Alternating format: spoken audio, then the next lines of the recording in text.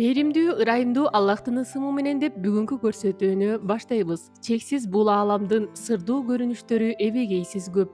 Ушундай кең дүйнөдө керемет таланттуу ар кырлуу инсандардын бар болгондугу кубандырат. Кээ бир адамдардын түрлөрү эч нерсеси болбосо да, шүгүр кылып жок жашоону барга айландырып, Кудай баардыгын бербей сынаса деле, тактап айтканда ден соолуктан ажыраган же бир мүчөсү кем болуп жаралгандар тескеринче жашоого бышып, коомго үлгү болуп тургандыктары суктандырат. Мына ушундай коомдун аярлуу катмарында күн кечирген Саламат аттуу каарманыбыздын турмушу жана өзгөчө кол өнөрчүлүгү тууралуу чагылдыралы дедик. Саламаттын өзгөчөлүгү алты саны аман туруп эле иштебей жаткан инсандарга үлгү боло тургандай сыпаты, аракетсиз, бекербоз жаткандарга дем күч бере тургандыгында күмөнүбүз жок. Бизди чакырган дареке жумушчу шаарчадагы батирлердин бирине бардык. Анда эмесе каарманыбыз менен чогуу таанышалы. Ассалам алейкум, урматтуу көрөрмандар. Ар бир эле инсандын колунан кол өнөрчүлүк келе бербесе керек. Бүгүнкү каарманыбыз мына ушул жаныбызда отурган Саламаттын үйүнө келдик.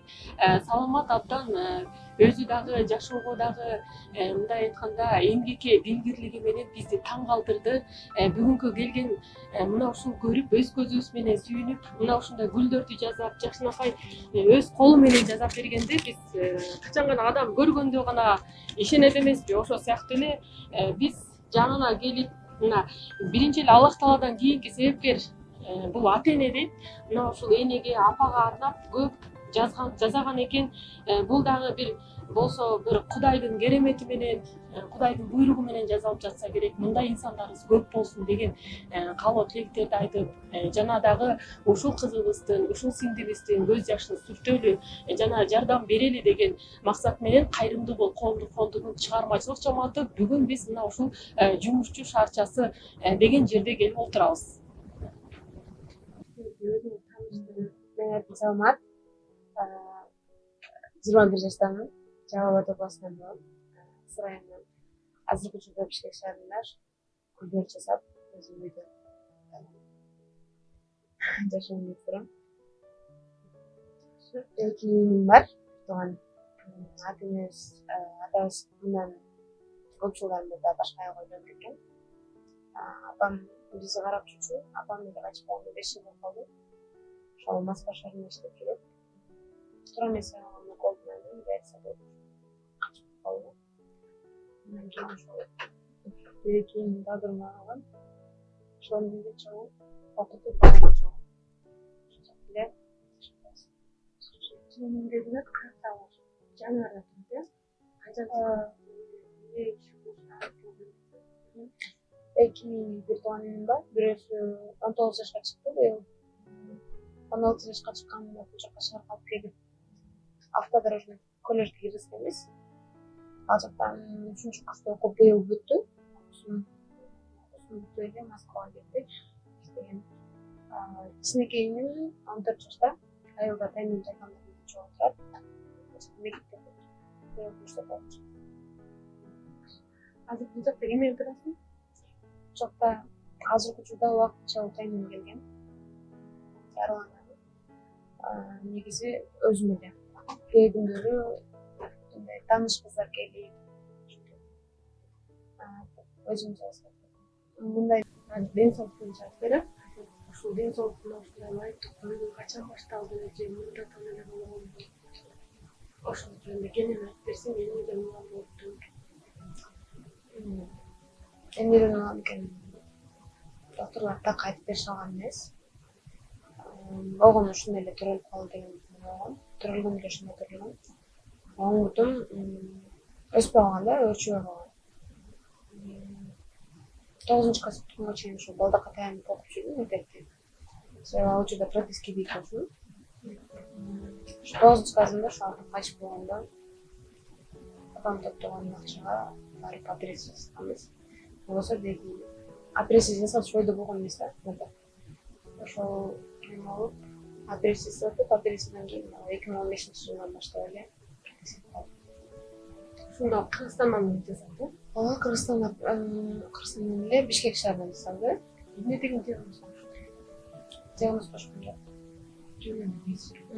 Баскан эмес, анан баса басат деген ниет менен жазат барды. Басыш үчүн мурда себеби таяк менен басышым да, балдак менен. Анан 20 сантиметрге кыска болуп, анан таманда өлчөп алган үчүн кесиш керек деген чечимди чыгарды. Ошол чечимди. Ошондо силер төрөлгөндө 2 бутуңа тең барбычы? 2 бутум тең болгон, 1 бутум башка жакта карап турулган да. 1 жашка чыгар электе эле ошол больницага алып барып көрсөтүшкөн, операция болгон. Ошол 1 жашка чыга элек убактында. Анан гипс салып, ошол гипстин негизинде көп убакытка чейин мындай 1 ай убакытка чейин ошол гипс чыкпаш керек экен да бутуманчы. Операция жасап, жанагы сүйөктүн ичине атайын приборлор салган да. Анан гипс чыкпасын дегенден кийин үйгө жөнөткөн экен 1 айга. Ошол учурда кечигип кетип, 3 айдан ашык убакыт өтүп кетип, гипс чыгып, анан бутум кайра кайрылып калган да. Негизи ошол эгер гипс ошол бойдон жакшы каралып эме болгондо 1 айдын ичинде каралганда айткан экен врач, буту өсө берет, бирок ийилбейт депчи. Себеби ичине темир салып койгон. Сөөгүн кемирчеги жок болгон үчүн түпсүз эле өсө берет, бирок ийилип эме болбойт депчи. Андан кийин кайра 3 ай өткөндөн кийин алып барышкандан кийин анан азыр кызак болот, бирок өзү көтөрө албай калат деп. Биринчи операцияны жакшы эме албай, комадан каранган экен да. Анан ошо бир аз чоңойгондо деп ошентип калып кеткен.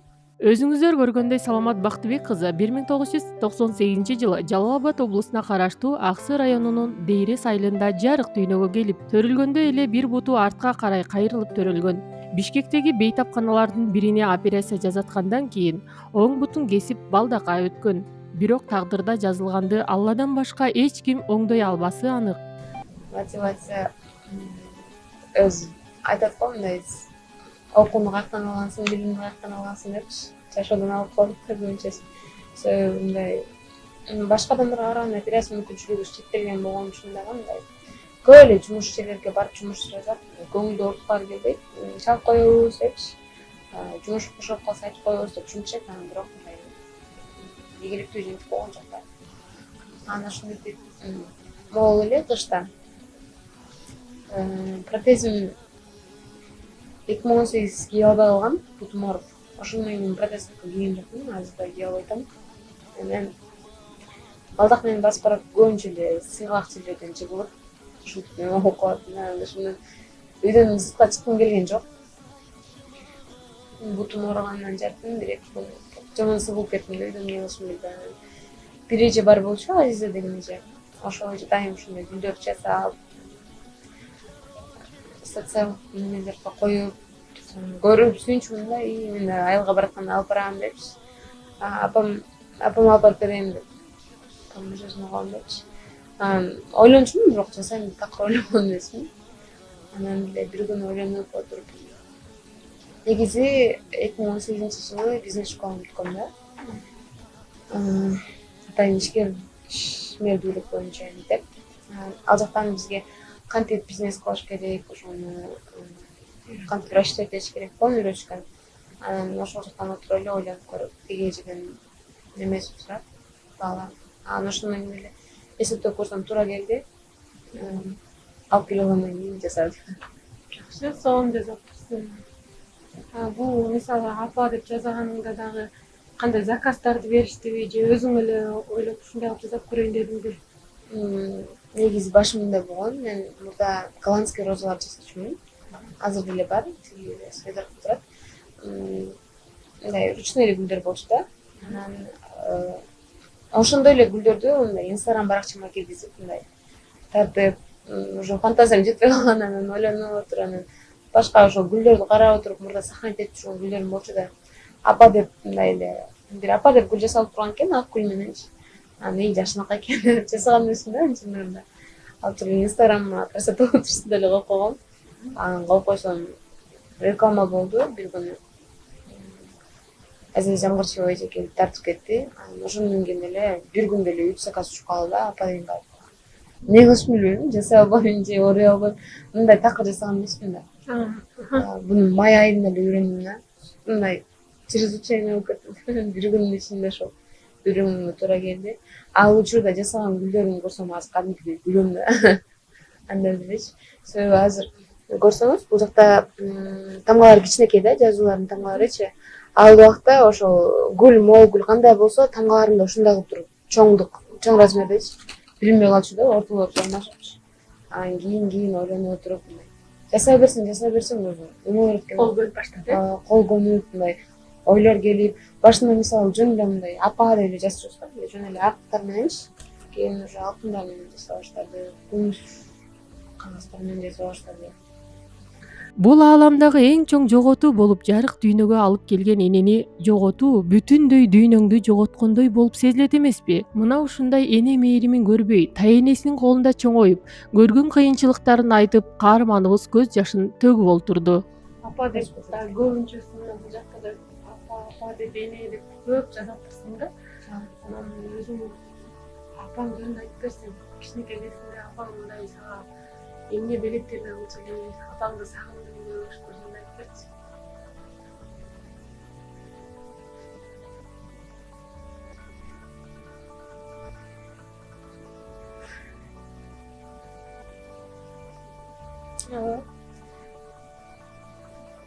Апам үйдөн баардык нерсени үйрөтчү.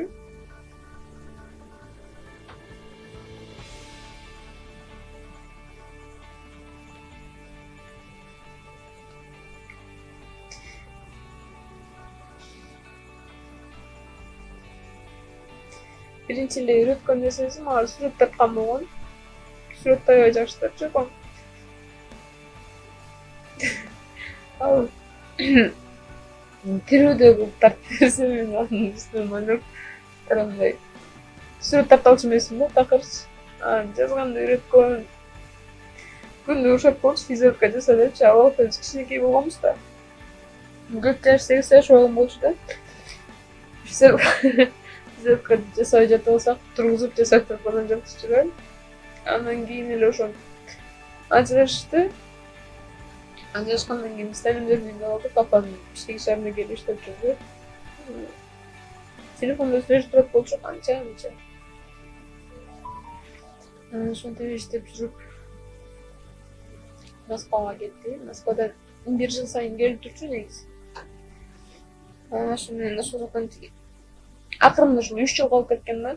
3 жыл келбейчи. Ошол убакта суу тыйып, ошондо ысык укол алып, ысык укол туура эмес жерине берилип, ошондо биопсия болуп кеткен да. Канча жашында каза болчу? Почти 35-ге чыкмактан май айында, февраль айында каза болгон да.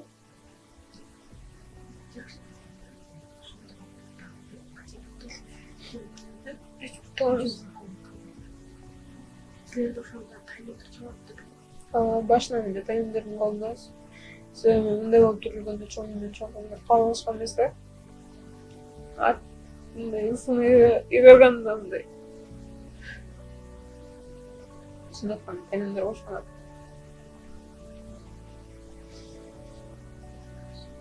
Башынан эле тайнемдердин үйүндө өскөм. Кичинекей инем төрөлгөндө эле ошол сыктоосу менен калып калган. Ама жакындашам депчи.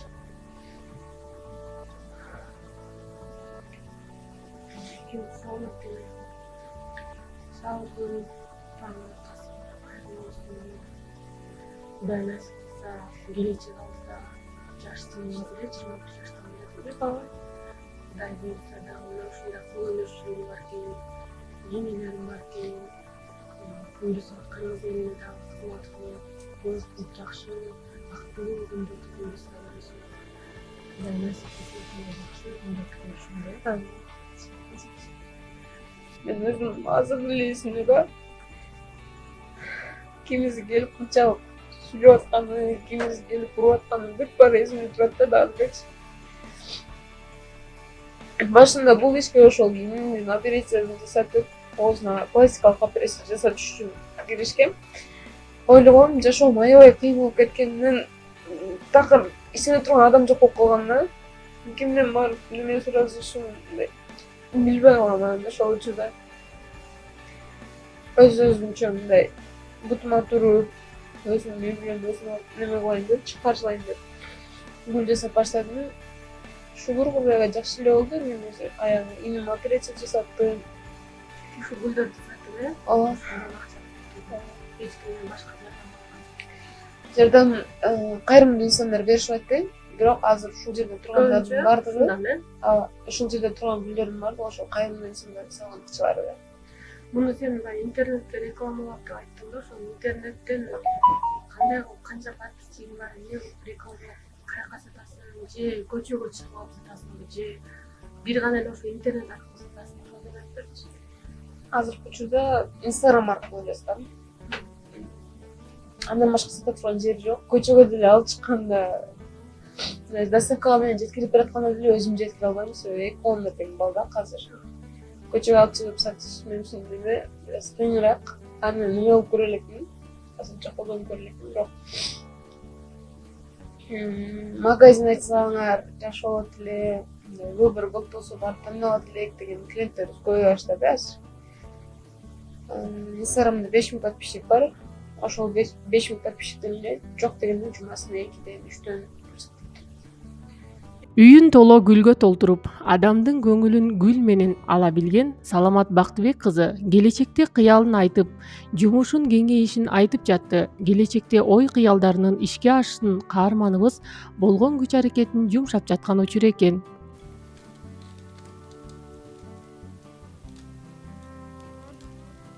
помещение керек. Анан бизге кененирээк элдерге жайылыш үчүн мындай көбүрөөк адамдар көрүп, көбүрөөк адамдар назарына түшүш үчүн магазин ачышыбыз керек болуп да. Себеби бир гана Instagram жетишсиз болуп атат. Себеби ар күнү ар кандай, кээ күндөрү актуально болот, кээ күндөрү не актуально болот, ушундай да. Кээ бир учурларда даже бир ай бою деле эч кандай соода болбойгон. Ушул эменин баарын өзүң жасайсыңбы же жардам береби? Бунун баардыгын азыр бүт баарын жасадым деп айтпайм. Себеби азыркы учурда могу менде ошол кайрымдуу инсандардын салган акчалары бар болчу. Мен мекемелерге барып кайрылып көрдүм. Өзүмө жер тилке алуу максатындачы. Ошол акчаны жер тилке алып, ошол жактан кичинекей болсо да, кичинекей бир комнаталуу болсо да үй салып, анан ошонун ичинде кирип алып кенен жасасам деп ойлогом да. Анан ойлонсом көп эле жерлерге бардым. Гүл ысык эле ар күн кандай айтсам, өзүнүн жашоосу бар дегендей, өзүнүн сатыратасы бар. Макул дешти, бирок мындай байкасам өзүм деле чекесине чуркап жүрүп, өзүм деле акчам азайып кете баштады да. Мындай тең жарымынан ашык эле азайып кетти акчамчы. Анан квартплатага жеген-чегенге кетип атты. Анан ошондой ойлонуп көрсөм, да 2 айга өтүрүп койсом жөн эле жок болуп кетмек да акчачы. Жөн эле кетирип салгым келген жок.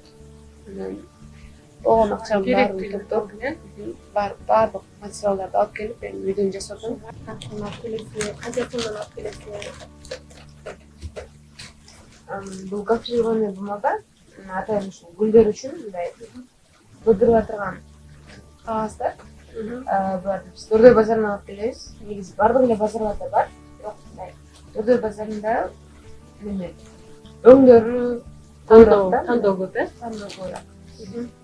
Качадан алып келесиңер муну? Баасы негизи 50 сомдон турат. Мурда бираз арзаныраак дешти.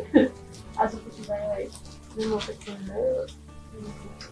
Жакындан бери бизге келбей атат деп, мындай 43 сомдон, 44 сомдон ушундай болуп атат. Оптовый алгандачы. Муну 6 бөлүккө бөлөбүз.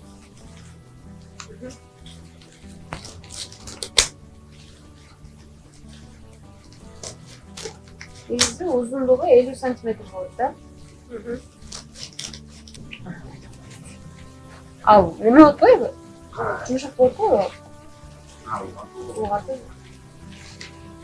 Жасап көрсөтпөйбү.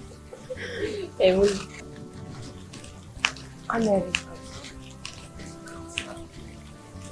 өзү кыстырган болгон.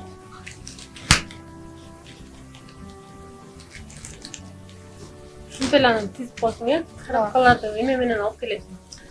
Базарда барбы? Коробканы мен өзүм жасайм. Өзүм жасай үйрөнүп калдым азыр. Мурда базардан алчумун, 250 сомдон алчумун. Азыр өзүм жасап Жетекчибиз Азамат Байматовго бүгүнкү күндөгү таланттуу, эмгекчил майыптарга жардам колун сунуп келесиз. Дагы да жардам бересизби? Мындай инсандарга дагы кандай ой пландарыңыз бар деген сурообузга төмөндөгүчө жооп берди. Бүгүнкү күндө биздин колумузда мына азыр кайрымдуу болуп коомдук фонду негизделип, анан ушул фондко дагы өз салымын кошоюн деген бир туугандар, мекендештер жок эмес. Алардын катарында мына ошол эле ушул тагдыр сыноосу долбоорун автору катары бизге Чолпон карындашым өзүң келип сунуштадың. Бирок ушул сунуштун негизинде бүгүн Кудайга чексиз шүгүрлөр болсун, баардык нерсе жыйынтыгы менен жакшы деп коет.